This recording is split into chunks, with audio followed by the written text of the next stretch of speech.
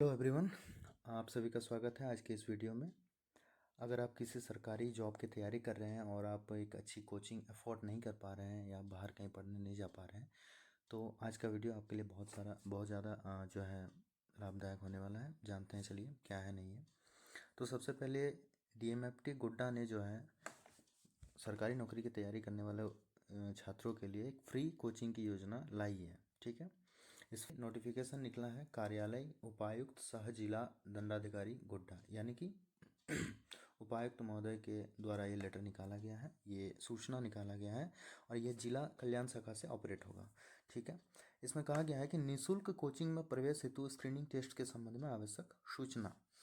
तो जानते हैं पूरे वीडियो में सभी चीज़ों को जानते हैं। वीडियो थोड़ी लंबी होने वाली है तो थोड़ा अंत तक बने रहें। अगर आपको बोरिंग लग रहा हो तो आप इसको 2x स्पीड में देख सकते हैं। अनुसार सूचित किया जाता है कि जिला प्रशासन कोटा द्वारा झारखंड लोक सेवा आयोग के माध्यम से आयोजित गई, यानी कि ये SSC हो गया, JSSC हो गया, RRB IBPS या कोई भी कम्पिटिटिव एग्जाम की अगर आप तैयारी कर रहे हैं और विशेष करके सिर्फ और सिर्फ गोड्डा जिले का अभ्यर्थी, यानी कि निवासी आपका गोड्डा जिला का होना चाहिए, आपका घर गोड्डा जिला का होना चाहिए, आपका निवासी गोड्डा जिला का होना चाहिए। DMFT के गोड्डा के सौजन से, यानी कि जिला खनिज फाउंडेशन ट्रस्ट, एक ट्रस्ट होती है, उसके सौजन से निःशुल्क कोचिंग जो है चलाई जाएगी। और ये कोचिंग चलाया जाएगा, इसके एजेंसी कौन है, यानी कि कौन सी कंपनी या कौन सी कोचिंग संस्थान जो है इस कोचिंग को प्रोवाइड करेगी।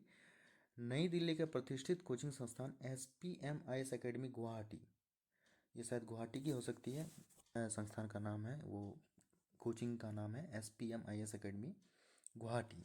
और ये आयोजित कहाँ होगी, यानी कि ये कोचिंग कहाँ संचालित होगी, तो पुराना समरनालय भवन, आप लोगों ने देखा होगा गोड्डा में बस स्टैंड के आगे जो है पुराना समरनालय भवन है, वहीं पे ये कोचिंग चलाई जाएगी। इसमें 2 बैच बनाया जाएगा और 2 बैच में अभ्यर्थियों को कोचिंग सुविधा प्रदान की जाएगी। अब इसमें देखते हैं और डिटेल से थोड़ा सा। 4 महीना आपका जो है प्री के लिए होगा, 5 महीना जो है मेंस के लिए होगा और रिवीजन टेस्ट के लिए 3 महीना, यानी कि पूरा बैच 12 महीने का होगा। आपको फ्री कोचिंग जो है 1 साल के लिए फ्री कोचिंग मिलने वाली है।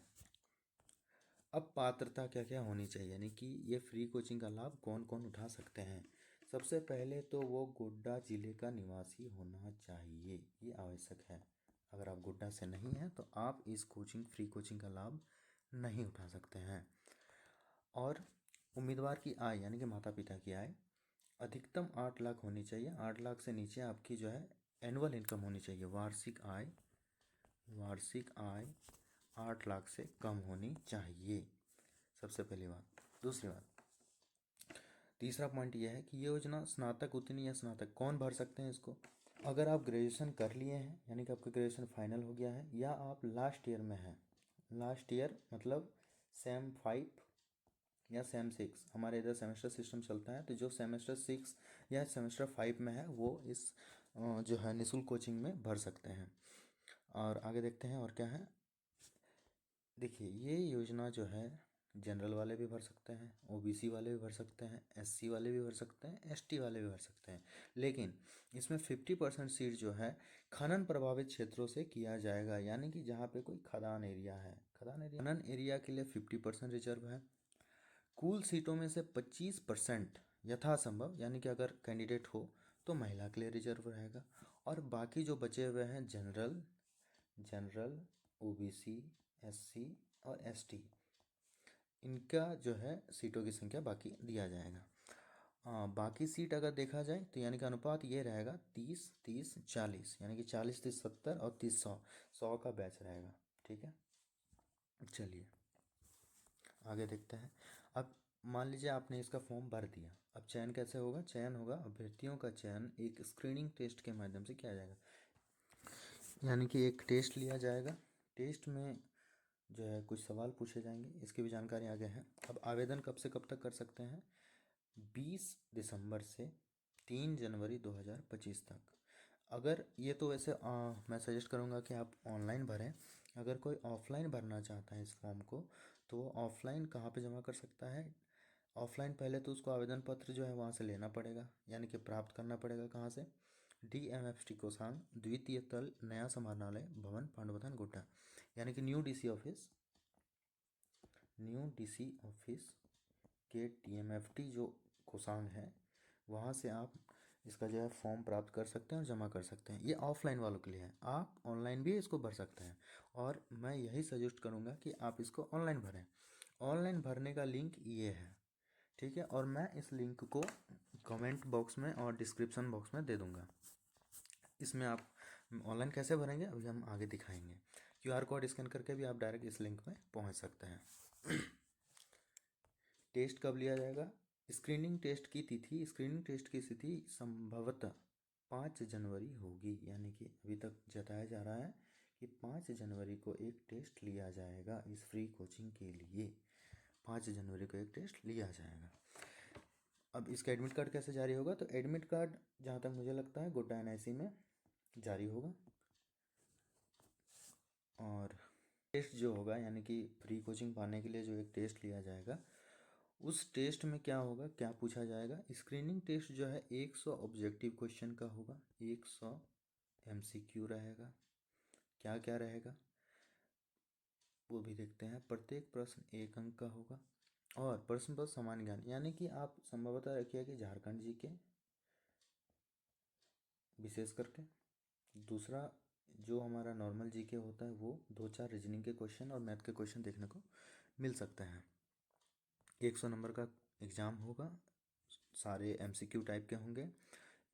100 क्वेश्चन 100 नंबर और प्रत्येक प्रश्न 1 अंक का सामान्य ज्ञान पर आधारित होगा, यानी कि झारखंड GK नॉर्मल GK जो भी होता है, थोड़ा बहुत रीजनिंग थोड़ा बहुत मैथ, वो जो है आपको इसमें देखने को मिलेगा।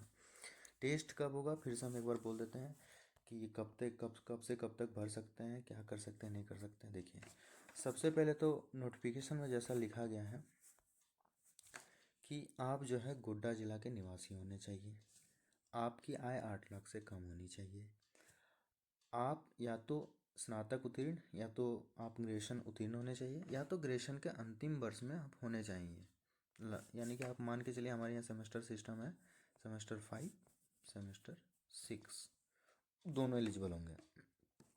और क्या है इसमें, मैट्रिक या उससे ऊपर की कक्षा यानी कि 10th और 10+2 दोनों में 50% से प्लस। हालांकि आगे देखते हैं, सीट का आपको रिजर्वेशन का चिंता नहीं करना है, आपको अच्छे से एग्ज़ाम देना है। चयन जो है एक टेस्ट से होगा, मैंने कहा दिया 100 नंबर का टेस्ट होगा, 100 का GK पूछा जाएगा, ठीक है। आवेदन कब से कब तक कर सकते हैं? 20 दिसंबर से 3 जनवरी तक कर सकते हैं। ऑफलाइन भी कर सकते हैं, ऑनलाइन भी कर सकते हैं। बेहतर होगा कि ऑनलाइन कर दीजिए। ऑनलाइन का लिंक दिया होगा, हम डिस्क्रिप्शन बॉक्स में चिपका देंगे इसको। और ऑफलाइन आवेदन अगर आप देना चाहते हैं, कोई इच्छुक है कि नहीं हम फॉर्म भरेंगे और फॉर्म भर के जमा देंगे, तो न्यू DC ऑफिस जाइए, वहाँ DMFT कोसांग एक होता है, एक ऑफिस होता है, वहाँ पे आप ऑफिस से जो है फॉर्म प्राप्त कीजिए, वहाँ पे फॉर्म भरिए, फिर उसको जमा दीजिए। आप वो भी कर सकते हैं, आपकी मर्ज़ी, ठीक है। और इसका स्क्रीनिंग टेस्ट यानी कि टेस्ट कब होगा? 5 जनवरी को टेस्ट होगा। अभी तक संभावित है कि 5 जनवरी को टेस्ट होगा, और जिसकी तिथि के बारे में सभी अभ्यर्थियों को विभिन्न माध्यमों से सूचित किया जाएगा। अगर जब भी हो आपको इन्फॉर्म कर दिया जाएगा, या तो हम ही इन्फॉर्म कर देंगे आपको। एडमिट कार्ड गोड्डा NIC से ही डाउनलोड होगा, ये कंफर्म रखिए आप। और अगर आपको कुछ और क्वेरी हो और कोई सवाल हो तो आप कमेंट बॉक्स में डाल सकते हैं, या तो आप DMFT कोसांग न्यू DC ऑफिस में जाकर संपर्क कर सकते हैं। प्रश्न पत्र कैसा रहेगा? 100 क्वेश्चन 100 नंबर GK ये रहेगा, ठीक है। अब देखेंगे हम लोग कि ऑनलाइन जो है फॉर्म अप्लाई कैसे करें। चलिए देखते हैं। तो आप लोग जैसे कि देख सकते हैं, मैंने ऑनलाइन फॉर्म का जो मॉड्यूल है, जो लिंक दिया हुआ है उसमें, उस लिंक को मैंने खोल लिया है। यहाँ पे देखिए आपको एक चीज़ दिखाई दे रही होगी कि यहाँ पे लिखा गया है free JSSC coaching for 300 selected candidates. यानी कि आप ये जानिए कि 300 कैंडिडेट होंगे, टोटल 300 बच्चों का चयन किया जाएगा। यहाँ पे एक बात यहाँ पे पता चल रहा है, यहाँ पे दिया हुआ है, वो नोटिफिकेशन में नहीं है बट यहाँ 300 सेलेक्टेड कैंडिडेट लिखा हुआ है। कौन कराएगी? SPM IAS academy Guwahati. वहाँ गलती से शायद दिल्ली लिखा हुआ था, यहाँ देखिए एप्लीकेशन, ऑनलाइन एप्लीकेशन में गुवाहाटी लिखा हुआ है। और ये इसमें एज का भी दिया हुआ है कि एज आपका जो है 34 साल से कम होना चाहिए 1/1/25 को, ठीक है। और उसमें दिया गया था, देखिए मिनिमम मार्क्स कहा गया है 50%। देखिए आप लिखा हुआ है 50% मार्क होने चाहिए 10th में, 12th में, ठीक है। और यहाँ पे कुछ कुछ बातें लिखी गई है, कुछ कुछ रूल रेगुलेशन लिखा हुआ है। और देखिए आपको क्या क्या दिखाना पड़ेगा बाद में अगर सिलेक्शन हो जाता है तो फ्री कोचिंग के लिए। मैट्रिक का मार्कशीट, 12th का मार्कशीट, ग्रेजुएशन का अगर कुछ है तो कॉपी ऑफ आधार, जाति प्रमाण पत्र, निवासी प्रमाण पत्र, इनकम। निवासी तो लगेगा ही क्योंकि ये गुड्डा वालों के लिए, सिर्फ और सिर्फ गुड्डा वालों के लिए है, इसीलिए। क्या क्या प्रोवाइड किया जाएगा? स्टडी मटेरियल मतलब किताबें और आइडेंटिटी कार्ड, ये सारा कुछ प्रोवाइड किया जाएगा, यानी कि अच्छा स्कीम है। अब इसको भरने के लिए देखिए सबसे पहले आपको यहाँ पे ईमेल पे टिक लगाना पड़ेगा। यहाँ पे पूछ रहा है कि are you permanent domicile of Godda only, तो आपको ये यस करना है। डोमिसाइल गुड्डा का तो होना ही चाहिए। ग्रॉस फैमिली इनकम 8 लाख से कम होना चाहिए, तो आपको ये वाला ऑप्शन चूज करना है। उसके बाद हम लोग नेक्स्ट पे क्लिक करेंगे। यहाँ पे नेक्स्ट का बटन, नेक्स्ट पे क्लिक करेंगे। चलिए देखते हैं। नेक्स्ट पे क्लिक करने के बाद आपसे कुछ कुछ बेसिक डिटेल पूछी जाएगी, जैसे नेम ऑफ कैंडिडेट हो गया, उसके बाद email ID, gender, mobile number.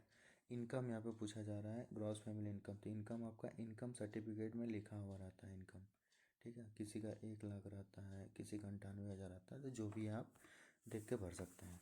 Mother's name भरना है, फादर्स नेम भरना है। मदर्स नेम तो फादर्स नेम, फादर का मोबाइल नंबर। एजुकेशनल क्वालिफिकेशन देखिए वहाँ पे कहा गया था कि आपका जैसा नोटिफिकेशन में कहा गया था कि ग्रेजुएशन अपेयरिंग या ग्रेजुएशन पास होना चाहिए, लेकिन यहाँ पे एक देखिए ऑप्शन इंटरमीडिएट पास का भी है। यानी कि इससे ये भी पता चल रहा है कि जो इंटर पास भी है वो भी इस फॉर्म को भर सकता है, क्योंकि ऑनलाइन में इंटरमीडिएट पास का भी ऑप्शन है, यानी कि इंटर पास वाले भी भर सकते हैं। उसके बाद आगे देखते हैं। Percentage obtained in class 10th, यानी कि आपका जो है 10th में कितना परसेंट है उसको यहाँ पे लिखना है। जैसे किसी का 60 है तो यहाँ पे लिख देना है। यहाँ पे पूछ रहा है कि 12th में कितना है, तो जैसे किसी का 80 है तो 80 लिख देंगे, जो भी है लिख देंगे। ग्रेजुएशन में अगर आप ग्रेजुएशन नहीं कर रहे हैं, यानी कि आप ग्रेजुएशन आपका अभी नहीं हुआ है, तो आपको ये ब्लैंक छोड़ देना है, इसको नहीं भरना है। लिखा हुआ leave blank if not applicable, यानी कि जो अभी BA BSc BCom हो ही रहा है उसका भी आया नहीं है तो वो क्या भरेगा? कुछ नहीं, उसको छोड़ देना है। Date of birth, Aadhaar number, category यहाँ पे कैटेगरी भर देना है। आप जिस भी कैटेगरी से बिलोंग करते हैं, आप जनरल है, OBC है, SC है, ST है। PH मतलब ये होता है दिव्यांग। PH मतलब हो गया दिव्यांग, सॉरी, ये दिव्यांग वालों के लिए PH का यूज़ किया जाता है।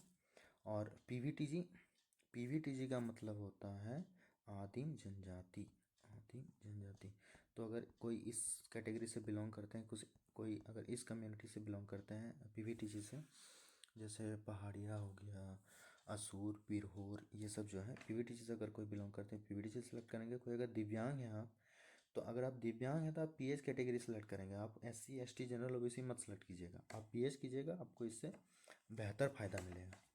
आप अगर मान लीजिए OBC से भी है लेकिन आप दिव्यांग हैं तो आप PH को सेलेक्ट कीजिए, ना कि OBC को।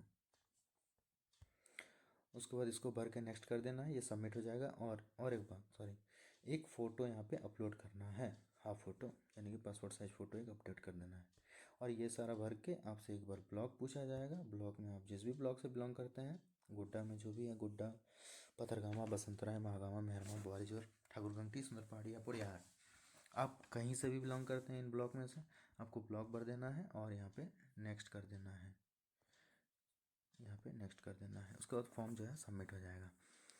तो आपको जानकारी कैसी लगी? आपका इस पर क्या विचार है? अगर आपका कोई कन्फ्यूजन रह गया हो तो आप कमेंट बॉक्स में लिख सकते हैं। और अगर जानकारी अच्छी लगी हो तो अपने दोस्तों तक पहुंचाइए या उन तक पहुंचाइए जिनको इसकी ज़रूरत है। ऐसे कोचिंग की ज़रूरत है जिनको, जो सच में पढ़ना चाहते हैं लेकिन अफोर्ड नहीं कर पाते हैं पैसे की वजह से, फैमिली प्रॉब्लम की वजह से, और पढ़ने में ठीक है, तो उनको ये अवेयर कीजिए, उनको ये वीडियो भेजिए, शेयर कीजिए। अगर अच्छे लगी हो जानकारी तो आप लाइक कीजिए इसको, और हो सके तो सब्सक्राइब भी कर दीजिएगा। आज के लिए इतना ही। आपकी कोई भी क्वेरी रह गई हो, कोई भी सवाल रह गया हो तो आप कमेंट में लिख सकते हैं, आपको उसका जवाब दिया जाएगा। बाकी मिलते हैं किसी नेक्स्ट वीडियो में फिर से कोई जानकारी के साथ। तब तक के लिए बाय।